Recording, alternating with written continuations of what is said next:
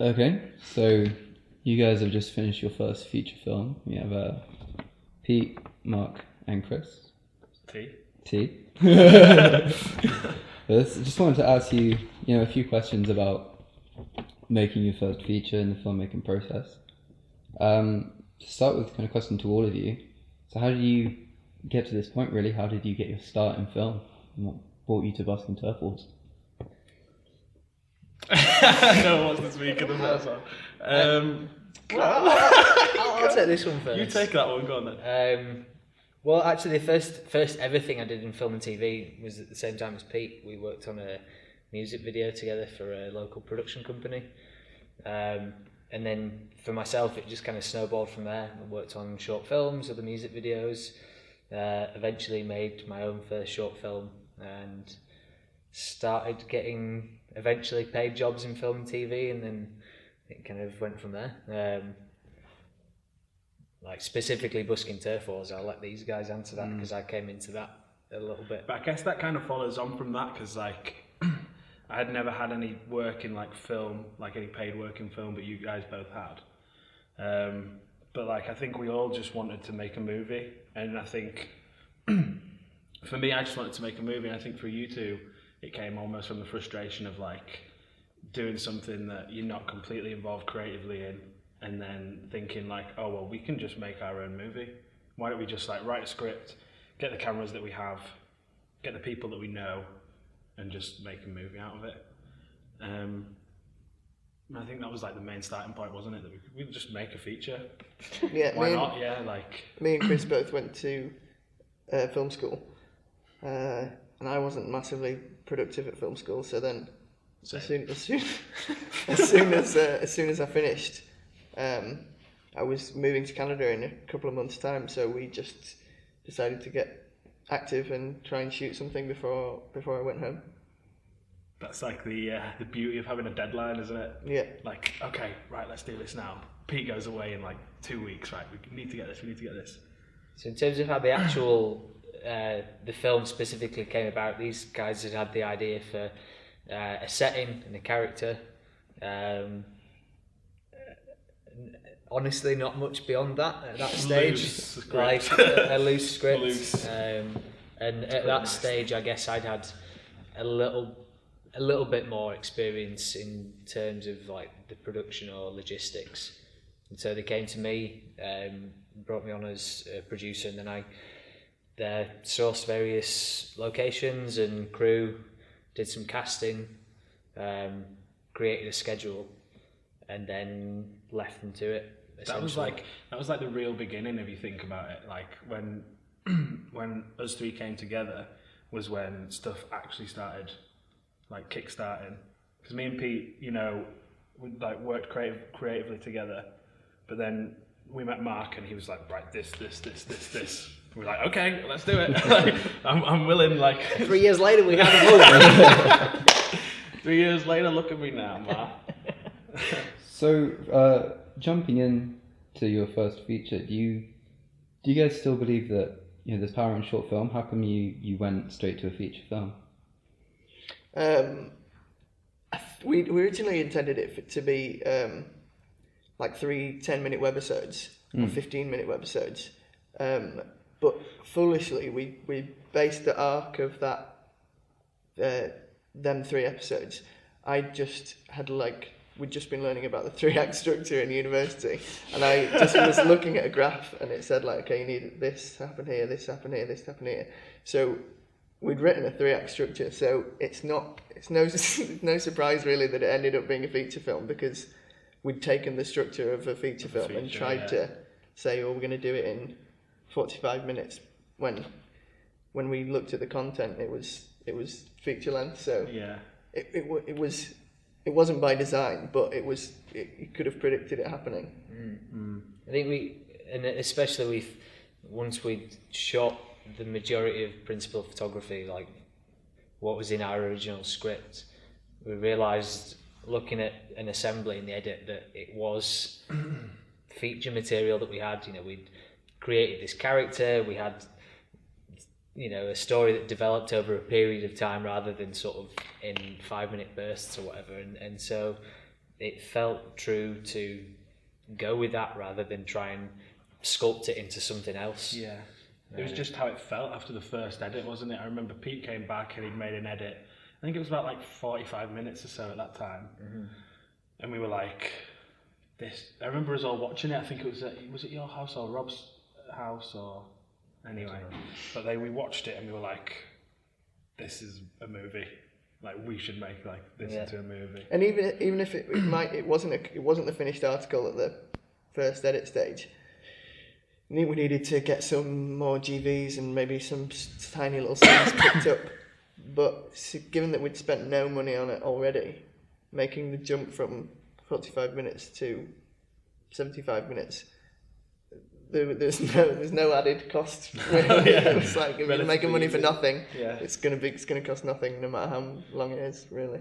And then, so I guess coming back to your question a little bit more specifically was, at that stage, once you've already produced, like he says, 45 minutes to an hour's worth of content, it felt far more interesting for the end product to be a feature rather than a short. Like, I do still think that shorts have a power and a utility, especially as a filmmaker who's learning your craft. But in terms of doing something with the end result, it was far more interesting for me as a producer to be able to try and market a feature rather than a short, which has a smaller shelf life. I think the same goes for all of us as well in that term, doesn't it? Just And sorry. It was, I wouldn't say it's more exciting doing a feature, but it felt like, not taking anything away from shorts because they're brilliant to, like Mark says, to hone your craft and like get an idea and make it. But I think the end game, everyone wants to make a feature, and it was just exciting to do something like that. I think. How did you find the process of going from a 45 minutes of footage? I'm assuming this was more or less a full story you had in 45 minutes, fleshing it out to that 75-minute mark. So that was like there was no introduction to the character. There was no introduction to the world of busking, really. We had 45 minutes worth of like scenes, like establishing conflict, building up that conflict, resolving the conflict. But it was, if you were watching it, it was just like, it was an assault. We as filmmakers like films like American Movie, for example, where you spend the time with the character and you get to know them, and you can dwell on human moments rather than we need to get from A to B to C. So we had a lot of footage that was just viewing the character Stephen in his environment, and it wasn't really too much end, but there was lots of nice human moments in there. So yeah, I think watching those moments helps you invest in the character, so that when he finds himself in conflict, you're rooting for him more because you spent the first 15 minutes of the movie getting to know him and with the world he inhabits and what makes him tick, that kind of stuff. So where did Stephen Lockmore, your protagonist, where did that idea come from? Where did that was like I think it was like that was on me. The name was mine.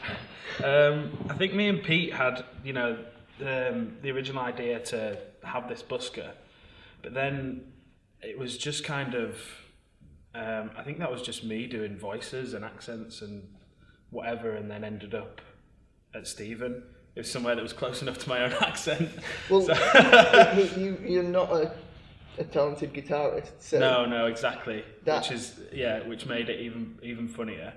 So, well, to explain a little bit about the character for viewers who maybe have seen the trailer but probably won't have seen the film yet. Stephen is a very salt-of-the-earth Yorkshireman who has more passion for his craft as a busker than he does talent. Yeah. So he brings a lot of heart to it, but not a lot of skill. And he's maybe a little bit deluded about his own place in the world. I think, and he's not David Brent and he's not Alan Partridge, but there is a commonality that these are people that are lovely and have a good heart, but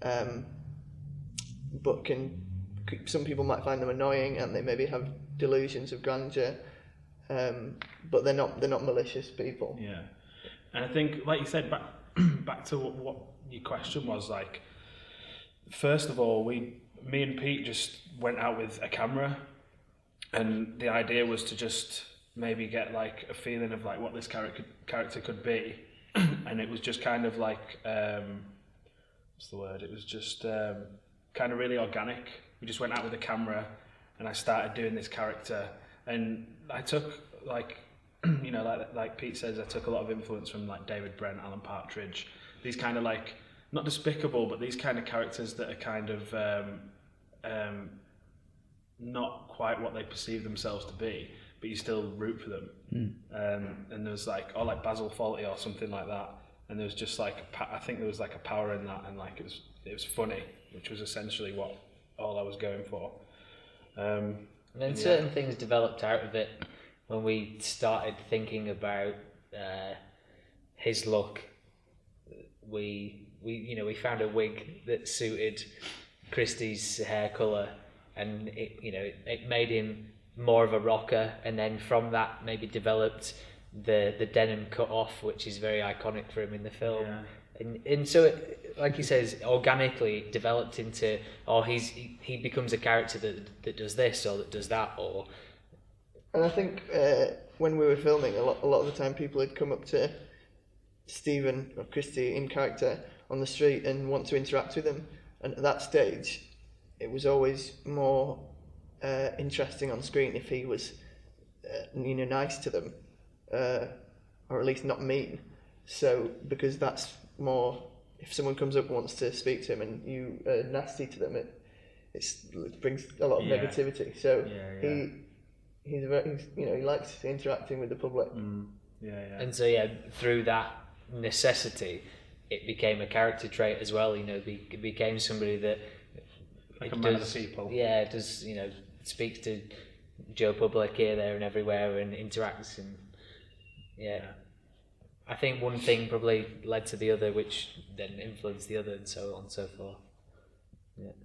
As obviously playing the lead character in your movie, how do you find almost communicating for performance and also generally working with other actors? How do you work to get best performances? How do you like to communicate with actors, I suppose?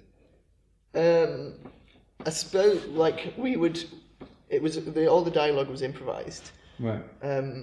So that obviously had a big influence. We knew what Stephen's character was, and working backwards, we knew what the antagonist, Paul Adrian, should be like. He's the anti-Stephen.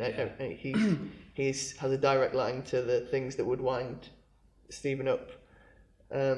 So we'd just run the scene and find all moments that worked, and try and tweak elements and just keep running the scene. And it was usually on the third or fourth time that we'd essentially have a script that we'd know exactly the beat for beat and even line for line that works. Me being a first-time director, and we knew that the actors were going to be not professional actors, so I think taking a script and making that feel real is a lot of a taller order than trying to find people who can improvise, and which is always going to feel more real.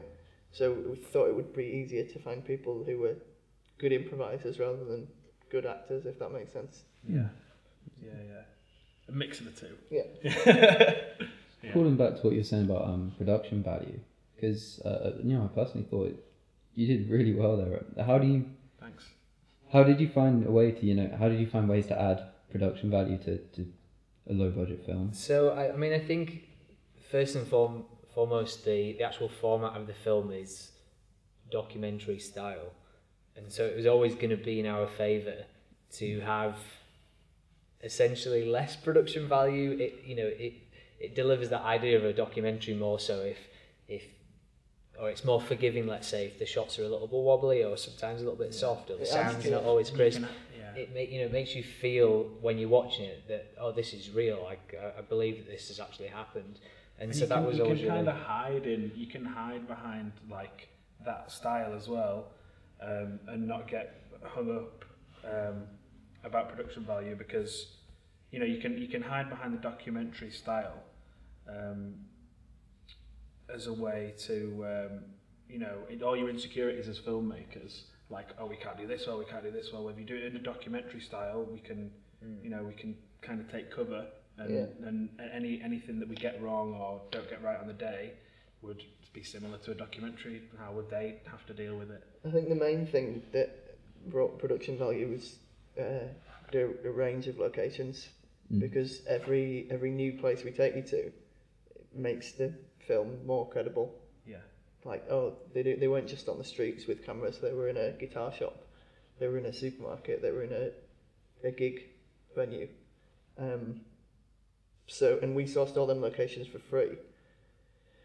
And maybe even on a script level, I was writing in locations because I knew that that's what would take this from a sketch show or from a bit of fun to the real deal. Yeah. And then I guess, not to say that this was by design, I'd love to say it was, but the world that our central character inhabits is the street, and so just having him in his natural habitat instantly puts him surrounded by all these real actual shops and people that are walking past in the background of shop. And so let's say if this was a bigger production where this was all strictly by design, there'd have been 100 extras there to dress into these scenes to give it that same verite or whatever. But we already had them. We already had them. It was we had a permission to shoot on the streets, and so that gave us all of these great backdrops of the city, and people walking past in the background. It was all sort of accidental production value. I don't want to say accidental. The biggest production expense would just be costume, I guess, for the two leads, and making sure that a wig. They had alternate for every scene they were in. They had alternate clothing, and that feels really not very significant at all. But subconsciously, it adds to the credibility. Oh, okay, they don't just have this one set of clothing that he wears whenever they go out filming. Yeah. He's got multiple band T-shirts. The other character, Paul, has got like multiple different hats, different scarves and shirts and stuff. And it was all cheap charity shop stuff, but it adds to the credibility. Yeah. You say as well, how do you find getting your sound right in the middle of a busy city as well? How did you go around that? The first thing would be a massive plug and a thank you for our sound recordist and sound mixer, a guy called Rob Wingfield, who Pete had worked with previously, but before we had our first production meeting for Busking Turf Wars, I'd never met him, but I worked with him time and time again. He was super professional, really friendly, but also like totally on it with what he was doing. Even in a very kind of casual, relaxed way, he would always get the best sound and like professional to a T. So that was the jumping off point. The majority of the time we were booming, but there were certain scenes I think where we wanted the freedom to hang back a little bit. No, it's all we didn't have a wire on it. We had one, but in the mix there's no matches. Okay. EA told me that. So yeah, all boomed. Even better. Yeah. I think that's why he will have told me, because it's He wanted to say, it's all boomed, And ironically, there's a handful of lines of dialogue in the film that are ADR, but they were all interiors, weren't they? Like the supermarket. Basically, the majority of the ADR that we had to do, which was minimal, was interiors. So everything that was shot outside was captured live on the day. And this having not professional, but well, I guess he is professional. Having a sound mix makes the biggest difference out of any of the elements of post production, I think. So yeah, don't if you're an editor, don't try and just do that. Think, I can probably do this myself. That is like, I mean, even when I went to film school, that's the biggest lesson Like you don't. I don't know if it's the same for everyone else, but I don't think anyone really realizes how important sound is until you try and make a movie, or until someone says like it's so important. Yeah. Until you make your first movie and you're like, why is this so like stale and flat? Yeah. It's like because the sound's awful. You haven't got it, and that especially with what we were doing, filming on the streets with unpredictable locations, with hundreds of lead shoppers on the streets. You know, I was like, okay, right, we need to get this perfect. There was a couple of moments in the film where we got lucky with sound that happened naturally on the street, not at all by design. Maybe an alarm went off on the high street, or But that added to the drama. Sort of added something to it. Again, maybe fed into that realism of, oh, okay, this isn't happening in a studio somewhere. This is actually happening out on the street. And obviously, if that had have conflicted with a powerful line of dialogue at the wrong moment, it wouldn't have worked for us. But I guess 90% skill and professionalism, 10% luck. Yeah, it actually leads quite well into my next question, which is what should you never cheap out on a low budget film? Sound. Yeah. Exactly. Sound, yeah. I mean, what else? I mean, even you know, like it was documentary. We managed to food, another thing. If you can feed people, then most of the people will be happy. We spent a lot on meal deals. Yeah. Spent a lot on meal deals. Like if people are getting fed, they will do more than you think. Trust me. We I guess 70-80% of the film was shot exterior, street, so we didn't have the option to be making casseroles and hot pots and bakes and stuff like that. So the majority of what we fed our crew was Meal deals. But you buy people 2 meal deals, it's still only £5-6, Exactly. and they're not hungry. They're sort of working on a nice, comfortable, full stomach, and they've got a spare bag of crisps to go later. So I don't know if it necessarily applies to cheaping out, but with different elements of the film, don't settle for something you're not happy with, whether if it's a sound cue or an editorial decision or something. There's so many occasions where I've been happy with something in the edit, and these guys have been like, no, it's not quite right, and then we've gone back to it and it's become so much better, or someone's given us a piece of music and it's good and they're doing it for free, but if you can ask for that one more revision, because it will if you when you get what you want, it pays off massively. And providing that you're not being unreasonable with those in that example, if you go back to somebody and explain why you want a particular change and you want it developing in a certain way and stuff, I think they respect your attention to detail, and then when it's recognised as successful and stuff like that, it pays off.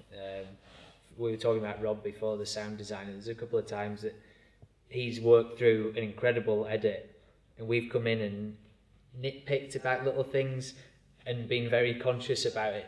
Almost, I know that you're helping us out here, but can we just change this, and this? And he's always thankful. He because says, it is his job to look at the whole thing and do his best and get as close as he can. But when it's watching it back, having had no part of it, that you see the tiny things that you'd like to change. So wherever you can, don't compromise. Understanding that compromise is essential in any film that you make. You're very scarcely going to have free reign to do whatever you want. But with that in mind, wherever you can make the changes to make the film that you want to make them. I think that the parts of the film that we may be unhappy with, it's always been times when we've exhausted every option and we've got the best that we possibly can get, and there's nothing else to try. Yeah, I think in terms as well of price, money in a film, and like saving money. We made something that we knew we could do. Like we knew every location in Leeds because we're from there.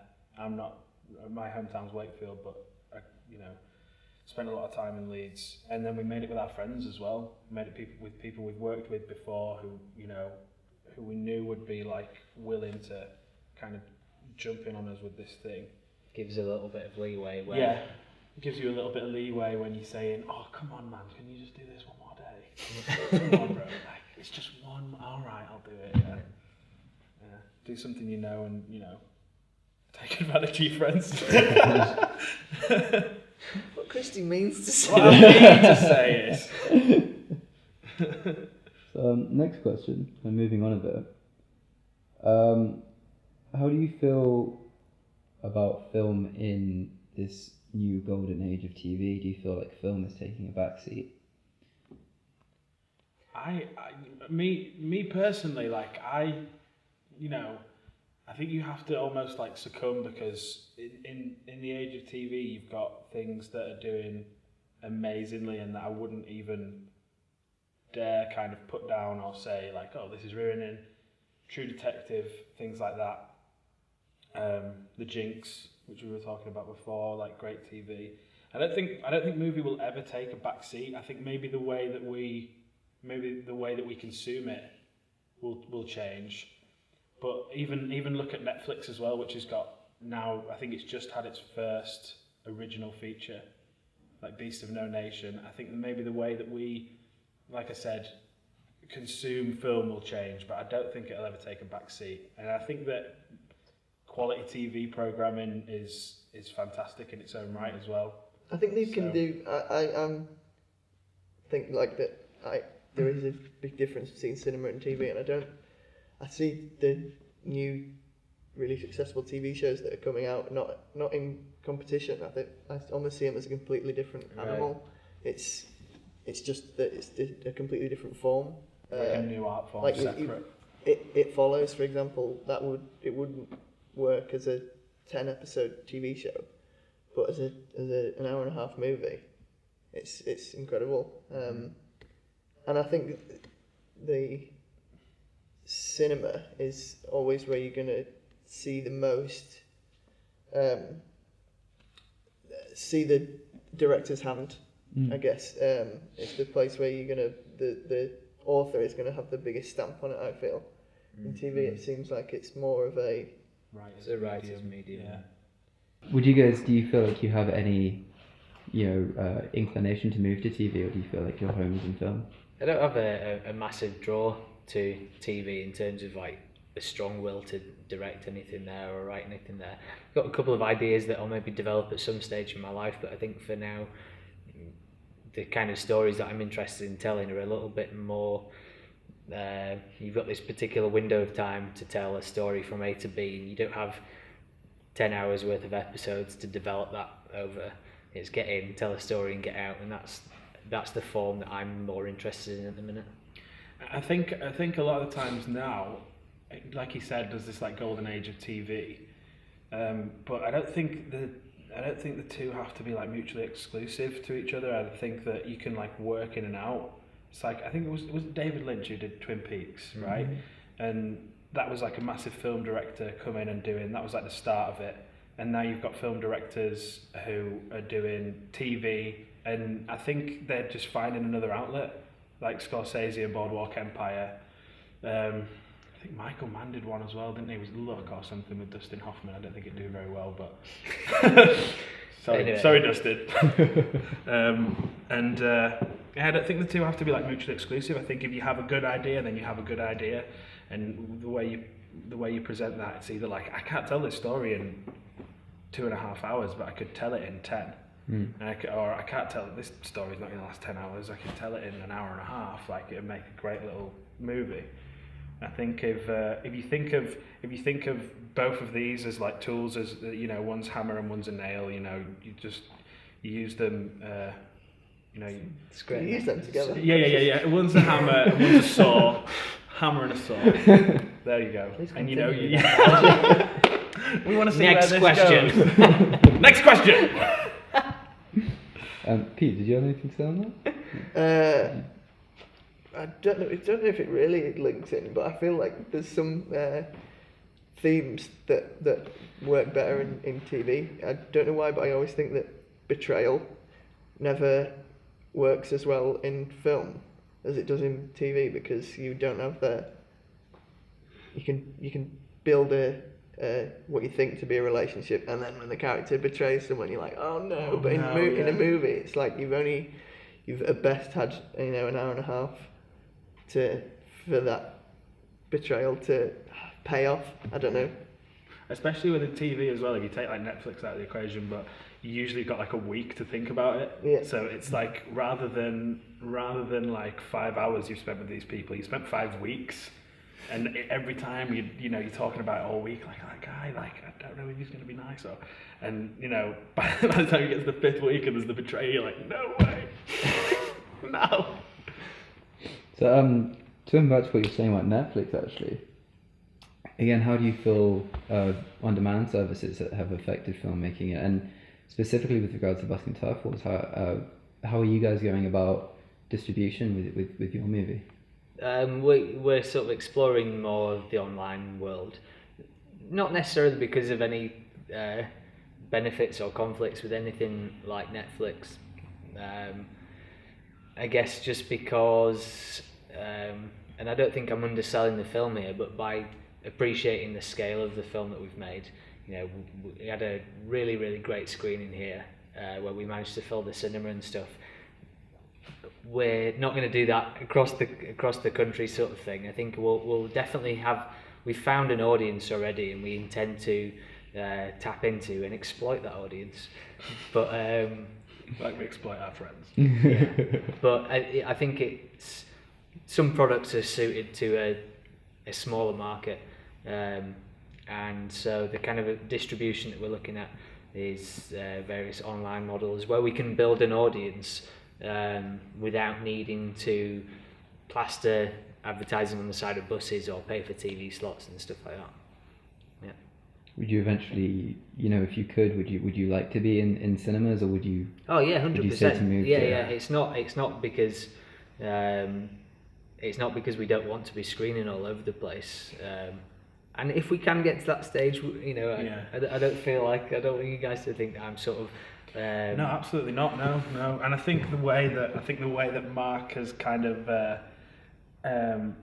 decided to distribute the movie and sell it reflects the film itself and how we made it. It was like completely DIY, and was done by 3 people and a few friends, and like the distribution, and it kind of reflects that, taking our movie and doing it ourselves, and like trying to put it out through. I know like Mark's got loads of plans. I think the easier talk too much. Talk too much about that. The easier you make it for someone to get their hands on your content, it's never gonna hurt. Hurt you. Yeah. Uh-huh. And so we do have other screenings in the pipeline for the film, not just sort of regular pay-per-view and go to the movies event, but we're in the middle of a festival run as well that's going to be going for the next year or so, and so the film will be screening in cinemas, and that's going to be a treat whenever we get that opportunity to go see it there again. But in terms of the main outlet for consumers to get hold of a copy and be able to watch it themselves, we're looking at self-distribution online mostly. Okay. Well, that's the end of my questions with regards to Busking Turf Wars and filmmaking. Got one final question for you, which is essentially, if you could only watch one director's movies for the rest of your life, who would it be? Ooh, that's harsh. Mm. That is a harsh one. I want to go for the obvious for me, but no one wants to talk for I was gonna say any one director. One director. I was gonna say David Fincher. However, I was just saying to Mark the other day how I never include Danny Boyle when I'm talking about my favourite directors, and I think it's because his work is he does something in this genre, something in that genre, and you never really see them as a body of work. That's a good point. But it's a great body of work, so I'm going to say Danny Boyle. I'd probably say, for a similar sort of reason, because usually they have drama and comedy, but also like a great artistic like style and things. say Paul Thomas Anderson, I think. It's like, That's a good one. that's a good one, isn't it? I thought so. Oh well, yeah. I was going to say, so like Terrence Malick's got 3 movies to go off. Just seeing 3 films on a hard cycle. Yeah. No, I don't know. It sounds a bit cheesy, but I'm a big Christopher Nolan fan. Yeah. I think Inception was one of my favourite movies, and I could probably watch his films for quite a bit. Yeah. Fair enough. All right. Anything else you'd like to say about your movie? Any final plugs before we shut off? BuskingTurfWars.com. Eventually you'll be able to purchase and rent the movie there. Check out our Facebook page, all that sort of stuff. Yeah. Stephen Lockmore's Twitter, Busking Turf Wars Twitter, at Busker_Steve. I think. Yeah. But yeah, basically, just if you're interested in what you've seen, check out the movie. Like, it's a good laugh. You'll love it, honestly. It is a good laugh. You will love it, I swear down. Please watch it. All right. Thank you, guys. Thanks. Thank you for your time. Thank No, you. thank you. Nice. It's a bit where we stand up and like take our radio mics.